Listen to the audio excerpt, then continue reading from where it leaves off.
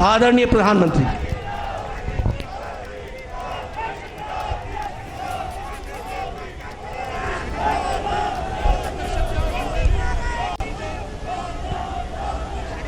भारत माता की, भारत माता की, भारत माता की।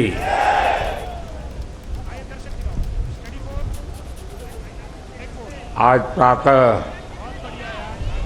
मैं बेंगलुरु में था। सुबह बहुत जल्दी पहुंचा था।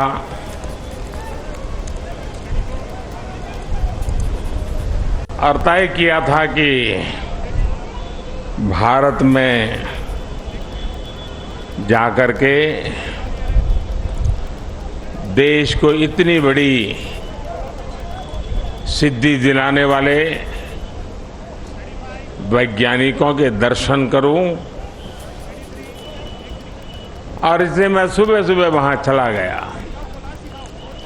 लेकिन वहां जनता जनार्दन ने सुबह से ही, सूर्योदय से भी पहले हाथ में तिरंगा लेकर के चंद्रयान की सफलता का जिस प्रकार का उत्सव मनाया, वो बहुत ही प्रेरित करने वाला था। और अभी कड़ी धूप में सूरज बराबर तप रहा है और इस महीने की धूप तो चमड़ी को भी चीर देती है। ऐसी कड़ी धूप में आप सबका यहां आना और चंद्रयान की सफलता को सेलिब्रेट करना और मुझे भी इस सेलिब्रेशन में हिस्सेदार बनने का सौभाग्य मिले, ये भी मेरा सौभाग्य है। और मैं इसके लिए आप सबका अभिनंदन करता हूं। आज जब मैं इसरो पर सुबह पहुंचा था तो चंद्रयान द्वारा जो तस्वीरें ली गई थी, उन तस्वीरों को पहली बार रिलीज करने का भी मुझे सौभाग्य मिला। शायद अब तो आपने भी टीवी पर वो तस्वीरें देखी होगी। वो खूबसूरत तस्वीरें अपने आप में एक बहुत बड़ी वैज्ञानिक सफलता की एक जीती जागती तस्वीर हमारे सामने प्रस्तुत हुई। आमतौर पर एक परंपरा है दुनिया में कि इन प्रकार के सफल अभियान के साथ उस पॉइंट का कोई न कोई नाम दिया जाए।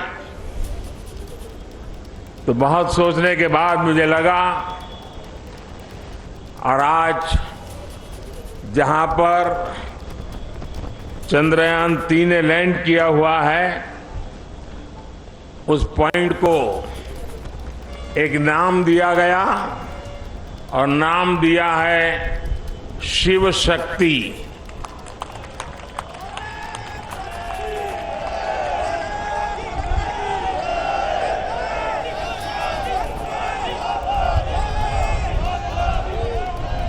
और जब शिव की बात होती है तो शुभम होता है, और शक्ति की बात होती है तो मेरे देश की नारी शक्ति की बात होती है।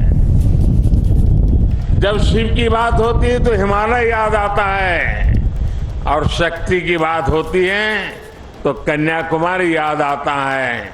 हिमालय से कन्याकुमारी तक की इस भावना को उस पॉइंट में प्रतिबिंबित करने के लिए इसका नाम शिव शक्ति तय किया है। इसके साथ ही 2019 में चंद्रयान 2, उस समय नाम रखने की चर्चा मेरे सामने आई थी, लेकिन मन तैयार नहीं था। भीतर ही भीतर मन ने संकल्प कर लिया था कि पॉइंट 2 को भी नाम तब मिलेगा जब हम सच्चे अर्थ में हमारी यात्रा में सफल होंगे और चंद्रयान 3 में सफल हो गए तो आज चंद्रयान 2 का जो पॉइंट था उसका भी नामकरण किया और उस पॉइंट का नाम रखा है तिरंगा। हर संकटों से जूझने का सामर्थ्य तिरंगा देता है। हर सपने को साकार करने की प्रेरणा तिरंगे देता है और इसलिए 2 में विफलता मिली, 3 में सफलता मिली तो प्रेरणा बन गई तिरंगा। और इसलिए जो पॉइंट 2 चंद्रयान 2 जो पॉइंट के रूप में अब तिरंगा के रूप में जाना जाएगा। और भी एक महत्वपूर्ण बात आज सुबह मैंने कही है, 23 अगस्त भारत की वैज्ञानिक विकास यात्रा में एक मील का पत्थर है और इसलिए हर वर्ष भारत 23 अगस्त को नेशनल स्पेस डे के रूप में मनाएगा। साथियों, मैं पिछले दिनों ब्रिक्स समिट के लिए साउथ अफ्रीका में था। इस बार साउथ अफ्रीका के ब्रिक्स समिट के साथ साथ पूरे अफ्रीका को भी वहां निमंत्रित किया गया था और ब्रिक्स समिट में मैंने देखा शायद ही दुनिया का कोई व्यक्ति हो जिसने चंद्रयान की बात न की हो, बधाई न दी हो। और जो बधाइयां मुझे वहां मिली है वो आते ही मैंने सब वैज्ञानिकों के सामने उनको सुपुर्द कर दी है और आप सबको भी सुपुर्द कर रहा हूं कि पूरे विश्व ने बधाइयां भेजी है। साथियों,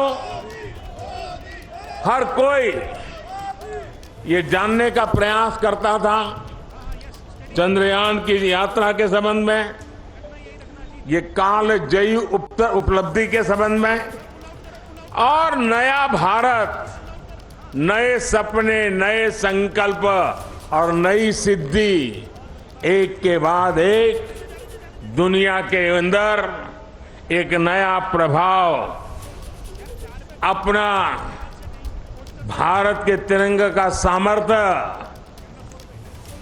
अपने सफलताओं के आधार पर, अचीवमेंट्स के आधार पर आज दुनिया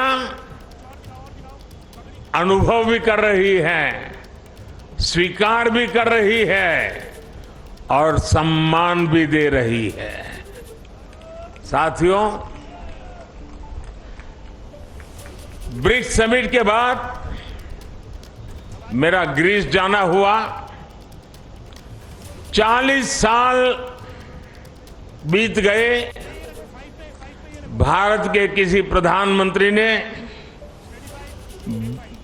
ग्रीस की यात्रा नहीं की थी। मेरा सौभाग्य है कि बहुत सारे काम जो छूट जाते हैं मुझे ही करने होते हैं।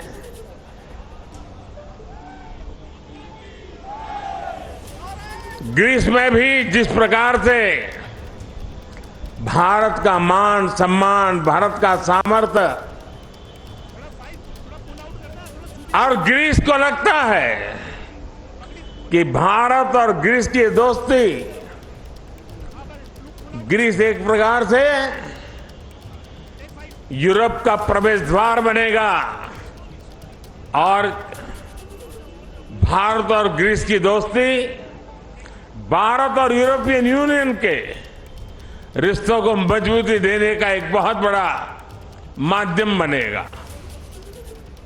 साथियों, आने वाले दिनों में कुछ दायित्व हमारे भी हैं।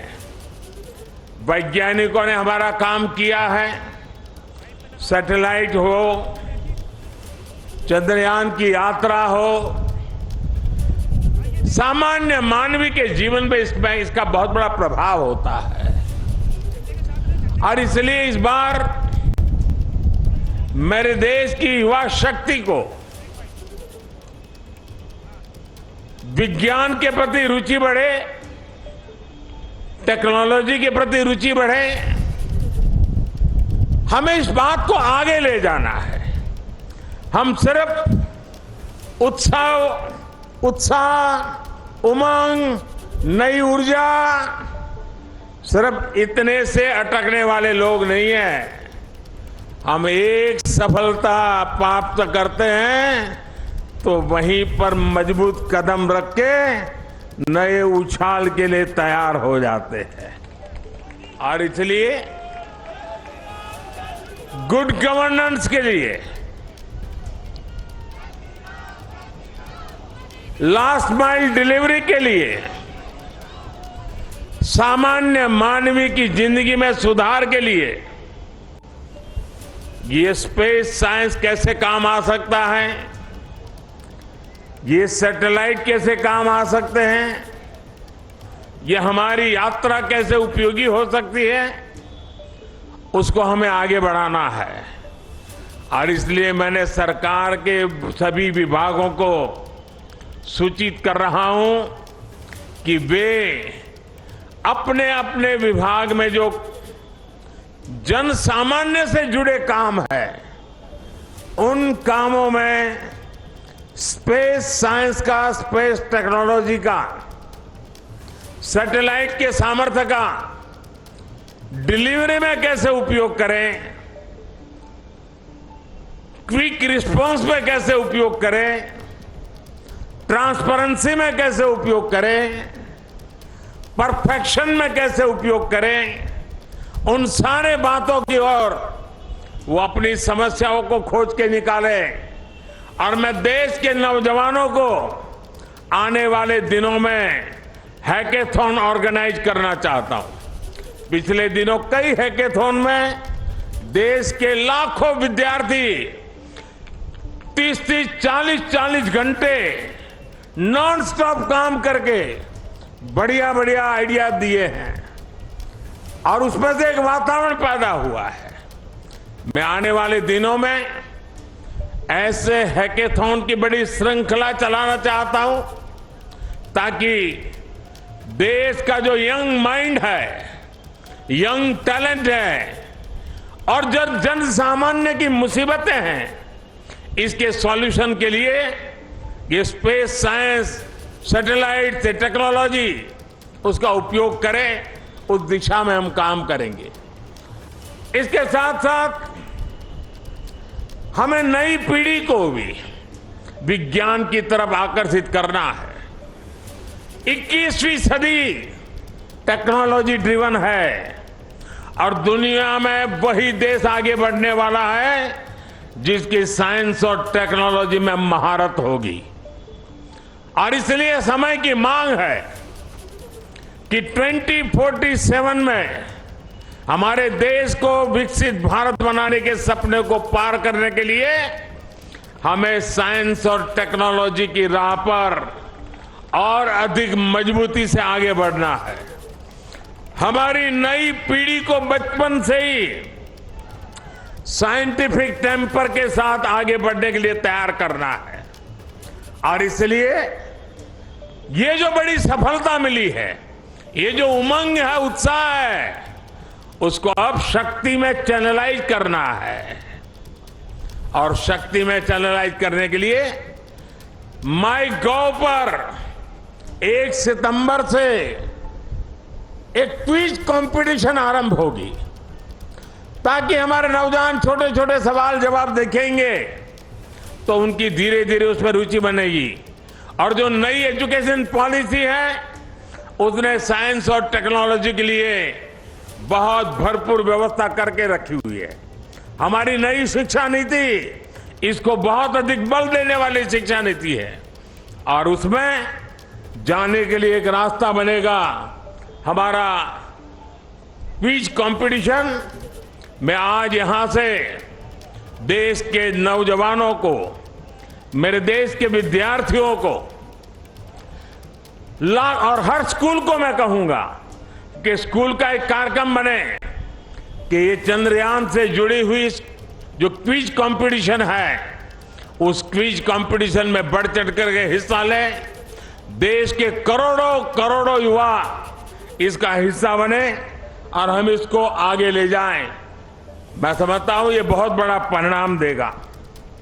आज मेरे सामने आप सब आए हैं तो और भी एक बात की और मैं आपका ध्यान आकर्षित करना चाहता हूं। विश्व की भारत के प्रति एक बहुत जिज्ञासा बढ़ी है, आकर्षण बढ़ा है, विश्वास बढ़ा है। लेकिन इन सब के बावजूद भी कुछ मौके होते हैं जब उसे इन चीजों की अनुभूति होनी चाहिए। हम सब के सामने तत्काल एक अवसर आने वाला है और खास करके दिल्ली वासियों के लिए अवसर आने वाला है, और वो है G20 समिट। एक प्रकार का विश्व का बहुत बड़ा निर्णायक नेतृत्व ये हमारी दिल्ली की धरती पर होगा, हिंदुस्तान में होगा। पूरा भारत यजमान है, लेकिन मेहमान तो दिल्ली आने वाले हैं। उनको जरा मेरी डॉक्टर की टीम जरा पहुंचे, मेरे साथ जो डॉक्टर हैं जरा देख लें इनको।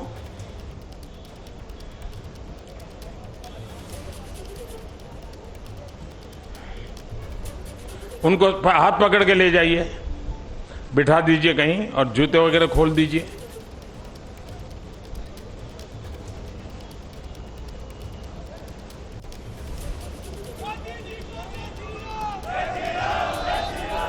G20 की मेजबानी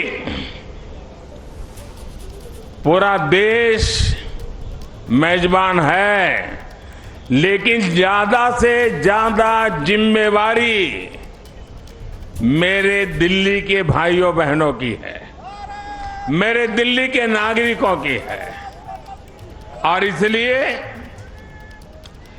देश की साख पर रत्ती भर भी आंच न आए, ये हमारे दिल्ली को करके दिखाना है। देश की आन बान शान का झंडा ऊंचा करने का सौभाग्य मेरे दिल्ली के भाइयों बहनों के पास है। और इतनी बड़ी मात्रा में विश्व से मेहमान आते हैं तो असुविधा तो होती ही होती है। अपने घर में भी अगर 5-7 मेहमान आ जाए तो घर के लोग मुख्य सोफा पे नहीं बैठते, अगल वाली छोटी सी चेयर पर बैठ जाते हैं, क्योंकि मेहमान को जगह देते हैं। हमारे यहां भी अतिथि देवो भव के हमारे संस्कार है। हमारी तरफ से जितना ज्यादा मान सम्मान स्वागत हम दुनिया को देंगे, वो सम्मान अपना बढ़ाने वाले हैं, हमारा गौरव बढ़ाने वाले हैं, हमारी साख बढ़ाने वाले हैं। और इसलिए सितंबर में 5 तारीख से लेकर के 15 तारीख तक बहुत सारी गतिविधियां यहां रहेगी। मैं दिल्ली वासियों से आने वाले दिनों में जो असुविधा होने वाली है उसकी क्षमा यात्रा आज ही कर लेता हूं, और मैं उनसे आग्रह करता हूं, ये मेहमान हम सबके हैं। हमें थोड़ी तकलीफ होगी, थोड़ी असुविधा होगी, ट्रैफिक की सारी व्यवस्थाएं बदल जाएगी, बहुत जगह पे हमें जाने से रोका जाएगा, लेकिन कुछ चीजें आवश्यक होती हैं। और हम तो जानते हैं, परिवार में अगर शादी भी होती है ना, तो घर के हर लोग कहते हैं अगर नाखून काटते समय थोड़ा सा अगर खून निकल गया हो तो भी लोग, अरे भाई संभालो, घर में अवसर है, कुछ चोट नहीं लगनी चाहिए, कुछ बुरा नहीं होना चाहिए। तो ये अपना बड़ा अवसर है। एक परिवार के नाते ये सारे मेहमान हमारे हैं। हमें हम सब के प्रयासों से ये हमारा G20 समिट शानदार हो, रंग बिरंगा हो, हमारा पूरा दिल्ली रंग राग से भरा हुआ हो।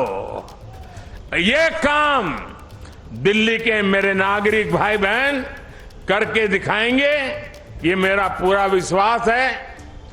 मेरे प्यारे भाइयों बहनों, मेरे परिवारजनों, कुछ ही दिन के बाद रक्षाबंधन का पर्व आ रहा है। बहन भाई को राखी बांधती है और हम तो कहते आए हैं चांदा मामा, बचपन से ही पढ़ाया जाता है चांदा मामा। हमें बचपन से सिखाया जाता है धरती माँ, धरती माँ है, चांदा मामा है। मतलब कि हमारी धरती माँ चांदा मामा की बहन है। और इस राखी का त्योहार ये धरती माँ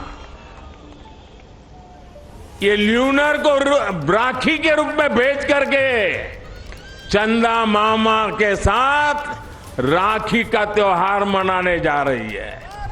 और इसलिए हम भी ऐसा राखी का शानदार त्योहार मनाएं, ऐसा भाईचारा का, ऐसा बंधुत्व का, ऐसा प्यार का वातावरण बनाएं कि G20 समिट में भी चारों तरफ ये बंधुत्व, ये भाईचारा, ये प्यार,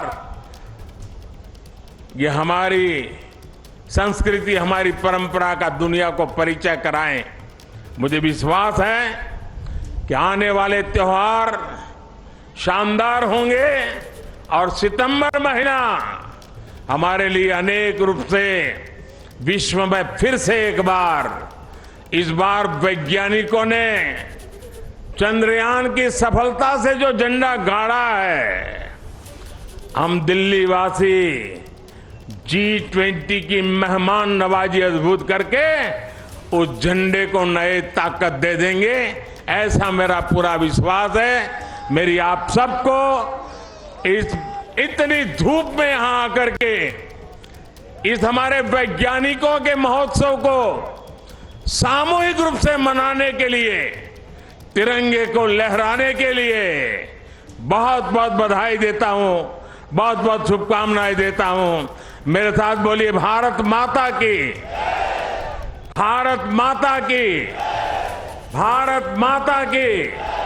बहुत बहुत धन्यवाद।